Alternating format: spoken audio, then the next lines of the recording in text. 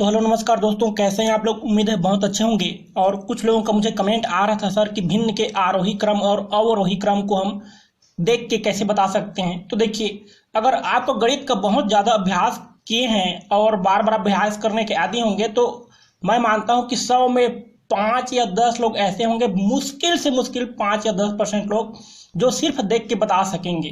बाकी लोगों को आपको कोई ना कोई एक तरीका पकड़ना पड़ेगा, उसी आधार पे आप कहेंगे कि कौन सी भिन्न बड़ी है और कौन सी छोटी है, इसको कैसे बढ़ते क्रम में जमाएं, कैसे घटते क्रम में जमाएं। तो आज उसी पर हम बात करने वाले हैं।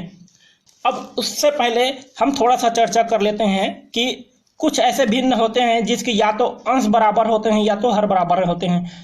अंश मतलब ऊपर वाला, हर मतलब नीचे वाला। जैसे ये 2/5 है तो 2 ऊपर वाला है तो 2 को अंश कहेंगे, हर 5 है नीचे में, ठीक है। यहाँ नीचे में 5 है तो इसको हर कहेंगे। तो इसी तरह से आप देख सकते हैं, ये 2/5 हो गया, फिर 2/7 हो गया, फिर 2/9 हो गया। इस तरह से आप देख सकते हैं। तो ये 3 भिन्न मैंने लिख दिए, 3 परिमेय संख्या। भिन्न को ही परिमेय संख्या भी कहते हैं। तो यहाँ 2/5, 2/7, 2/9 यहाँ अंश बराबर हैं, हर अलग अलग है। जिन भिन्नों के अंश बराबर होते हैं तो उसमें हम हर को देखकर बताएंगे कि वो छोटा है कि बड़ा है, ठीक है। अगर सबके अंश बराबर हैं तो जिसका हर सबसे छोटा है वो भिन्न सबसे बड़ा होगा, और जिसका हर सबसे बड़ा है वो भिन्न सबसे छोटा होता है। कैसे? आप 2/5 है, 2 में 5 का भाग करेंगे। हमेशा भिन्न में क्या होता है? अंश में हर का भाग होता है। अंश में हर का भाग मतलब यहाँ 2 में 5 का भाग होगा। तो 2 को हम 5 से भाग कराएंगे तो कितना होगा? 5 शून्य शून्य, ठीक है। फिर 2 में शून्य घटाएंगे तो 2 ही, तो फिर यहाँ दशमलव करेंगे, फिर यहाँ शून्य करेंगे तो 5 चौक 20, ठीक है। तो 4 बार गया, ये पूरा खत्म हो जाएगा। तो इसका उत्तर आया 0.4। अब यहाँ पे देखते हैं, अगर इस 2 को मैं 9 से भाग करूं, ठीक है, तो पहले तो 0 बार जाएगा और उसके बाद क्या करेंगे? 0 ही करेंगे यहाँ, उसके बाद घटाएंगे 2 ही आएगा, फिर यहाँ दशमलव लगा के यहाँ पे 0 करेंगे और देखिए कितने बार जा गया? 9 दूना 18,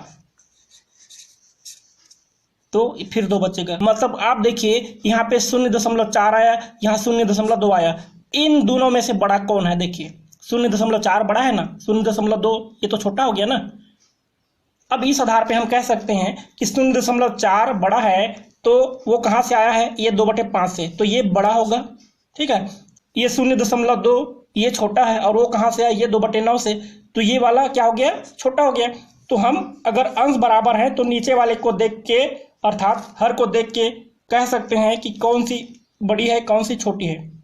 तो ऊपर ऊपर का बराबर है और यहाँ पे देखिए क्या हो रहा है, यहाँ से इधर जाने पर नीचे में बढ़ते क्रम में है ना, 5 फिर 7 9। तो दरअसल में ये भिन्न क्या है? अवरोही क्रम में है, घटते क्रम में, ठीक है। अगर हर जो है बढ़ते क्रम में है और ऊपर बराबर है तो क्या है? ये भिन्न जो है अवरोही क्रम में मैंने जमाया है। और इसको उल्टा कर दें, माने 2/9 कर दिया पहले, फिर 2/7 को उसके बाद रख दें, फिर 2/5 को उसके भी बाद रख दें। तो यहाँ अंश सब बराबर हैं, लेकिन ये जो हर हैं इसको हमने घटते क्रम में रख दिया, तो ये भिन्न जो है बढ़ते क्रम में हो गया, ठीक है। तो यही होता है। अब दोस्तों यहाँ पे ये देखते हैं कि ये 2/5 है, फिर 4/5 है, फिर 7/5 है। यहाँ पे ये देखें कि यहाँ पे सबका हर जो है बराबर है और ऊपर वाला अलग अलग है। तो इसमें क्या करें? कैसे पता करें कौन सा छोटा है कौन सा बड़ा है? तो ठीक है, हम 2/5 है तो 2 में 5 का भाग करके देखते हैं एक बार।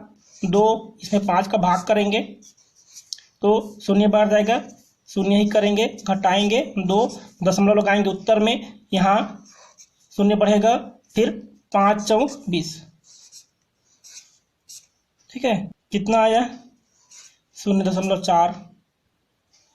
अब यहाँ 7 में 5 का भाग करके देखते हैं, 7 इसमें 5 का भाग करके देखते हैं, ठीक है। ये वाला को ले रहा हूँ, 0 बार, इसमें 0 बार नहीं जाएगा, 5 एकम 5 एक बार जाएगा, फिर 7 में से 5 घटाएंगे 2 बचेगा, दशमलव लगाएंगे, 0 हो गया और 5 चौक 20, इस तरह से जाएगा। कितने बार गया?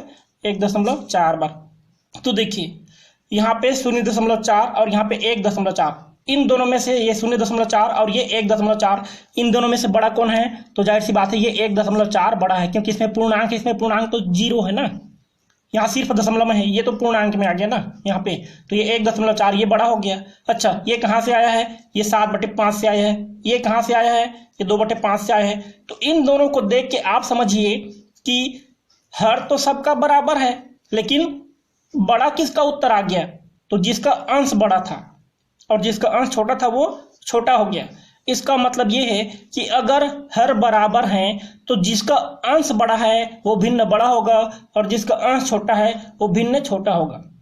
ठीक है, तो इस आधार पे हम देख रहे हैं कि यहाँ पे 2 है, फिर 4 है, फिर 7 है, तो ये भिन्न भी बढ़ते क्रम में हो गया। और अगर इसी को उल्टा कर दें, मतलब 7/5 कर दें पहले, उसके बाद 4/5 कर दें बाद में, उसके बाद 2/5 उसके भी बात कर दें, तो इस क्रम में अगर मैंने इसको जमा दिया इस तरह से, तो देखिए यहाँ पे अंश जो है क्या है, इधर बाएं से दाहिने साइड जाने पर क्या हो रहा है, अंश जो है घट रहे हैं, तो ये भिन्न भी घटते क्रम में होगा। तो यही होता है, अगर अंश जो है बराबर है तो हरों को घटते क्रम में रखने पर भिन्न बढ़ते क्रम में हो जाता है और हरों को बढ़ते क्रम में रखने पर भिन्न घटते क्रम में होता है। लेकिन अगर हर बराबर हैं तो अंशों को बढ़ते क्रम में रखने पर भिन्न भी बढ़ते क्रम में और अंशों को घटते क्रम में रखने पर भिन्न घटते क्रम में हो जाता है। तो यही 2 तरीका है, या तो अंश को आप बराबर कर लीजिए या तो हर को बराबर कर लीजिए, उसके बाद पता चल जाएगा कि कौन सी भिन्न बड़ी कौन सी छोटी है। अब इस आधार पे सवाल पे आते हैं। तो फ्रेंड्स, मैंने आप लोगों के लिए एक भिन्न ले लिया, 3/3, फिर 2/5 और 6/8, ये 3 परिमेय संख्याएं हैं। अब कहेंगे इसमें से कौन बड़ा है और कौन छोटा है, इसको कैसे पता करें? तो देखिए, अंश देखिए सबका अलग अलग है, हर देखिए सबका अलग अलग है।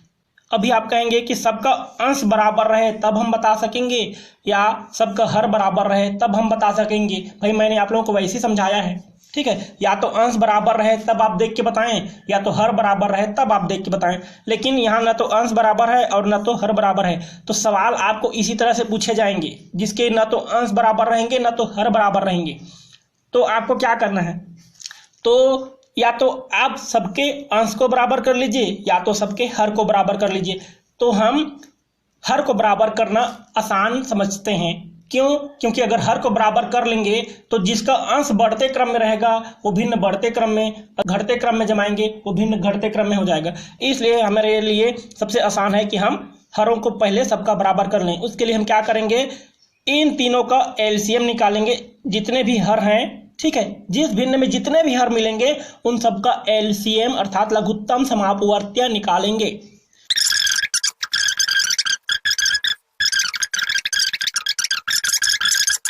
हो गया 120। तो इनका लघुत्तम समापवर्त्य निकालने पर कितना आ गया, 120। तो जो 120 आया उसको हम यहाँ एक लंबा सा बटे करेंगे और ये जो एलसीएम निकालने पर, किसका एलसीएम, इनके हरों का एलसीएम निकालने पर 120 आया, इसको सबका बटे करके 120 कर देंगे। उसके बाद क्या करेंगे, 3 से भाग करेंगे 120 में, तो कितने बार जाएगा, इस 3 ना यहाँ वाले हर से, ठीक है, 3 कहने का मतलब ये नहीं कि ऊपर वाले 3 से भाग कर दिए, यहाँ हर से भाग करेंगे। इस हर में 3 है तो इस 3 से भाग करेंगे 120 में, तो 40 बार जाएगा, ठीक है। उस 40 का गुणा 3 में करेंगे तो 40 या 120 फिर से हो जाएगा 120, तो 120 लिख देंगे, ठीक है। क्या क्या हुआ आप लोगों को समझ में आ गया होगा। ये जो हर 5 है, इस 5 से हम इस 120 में भाग कराएंगे तो कितने बार जाएगा, 24 बार जाएगा। उस 24 का गुणा 2 से करा देंगे ऊपर वाले से, ठीक है, 24 आया उसका गुणा ऊपर वाले से कराएंगे तो 24 दूना 48, तो यहाँ पे हो गया 48। फिर देखिए चूंकि यहाँ का हर 8 है तो यहाँ के हर से अर्थात 8 से भाग कराएंगे 120 में, तो कितने बार जाएगा, 15 बार। 15 × 120 होता है तो 15 बार गया। उस 15 का गुणा ऊपर वाले से करेंगे, ऊपर में 6 है तो 15 × 6 = 90, ये हो गया, ठीक है। तो इस आधार पे हम इसको क्या करेंगे, इसको हम 120 और उसका बट्टा 120 इस तरह से लिखेंगे, इसको हम 48 और उसका बटा 120 इस तरह से लिखेंगे, और इसको हम 90 और उसका बटा 120 ऐसे लिखेंगे, ठीक है। अब देख सकते हैं आप इन तीनों का हर समान हो गया। इस तरह से हमने तीनों के हर को समान कर दिया। अब हर समान है तो इसको ऊपर वालों को देख लीजिए। आप इसको घटते क्रम में लिखिएगा तो भिन्न घटते क्रम में, और इसको बढ़ते क्रम में लिखना है तो भिन्न बढ़ते क्रम में हो जाएगा। अब देखिए इसके लिए हम क्या करेंगे, चलो मैं आपको इसको बढ़ते क्रम में लिख के दिखा देता हूँ। तो सबसे छोटा पहले रखेंगे, तो ये 48/120 ये पहले रख दिए। उसके बाद किसको रखें, उसके बाद 90 को रखेंगे, तो ये 90/120 और लास्ट में 120/120। तो इस तरह से हमने देखिए अंशों को बढ़ते क्रम में रख दिया। तो ये पूरा का पूरा भिन्न जो है वो क्या हो गया, बढ़ते क्रम में हो गया।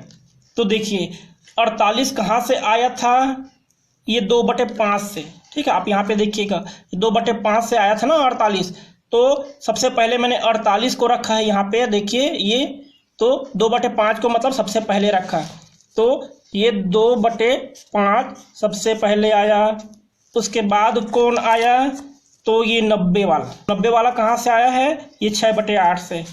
तो ये 6/8 उसके बाद आया। और सबसे लास्ट में ये 3/3 ठीक है। तो इस तरह से आप देख सकते हैं कि भिन्न भी बढ़ते क्रम में हमारा जम गया। तो हो सकता है कागज़ छोटा था इसलिए आप लोगों को थोड़ा मज़ा ना आया हो, लेकिन तरीका यही है कि आप बेसिक से पकड़ो और इस तरह से आप जब अभ्यास करोगे तो सिर्फ थोड़ी समय के बाद आप देखकर बता सकते हो कि कौन सी भिन्न छोटी है और कौन सी बड़ी है। तो अगर वीडियो अच्छा लगा हो बेसिक से तो प्लीज़ वीडियो को लाइक और चैनल को सब्सक्राइब जरूर कर लीजिए। वैसे इसका एक ट्रिक भी आता है, लेकिन ट्रिक मैंने इस वीडियो पर नहीं बताया क्योंकि मैं आपको बेसिक से समझाना चाह रहा था। ट्रिक ने तो आप कुछ समय में ही देखकर बता देंगे, लेकिन पहले आप बेसिक समझो, ट्रिक मैं अगली वीडियो में बताऊँगा। तो अभी के लिए बस इतना ही दोस्तों, धन्यवाद।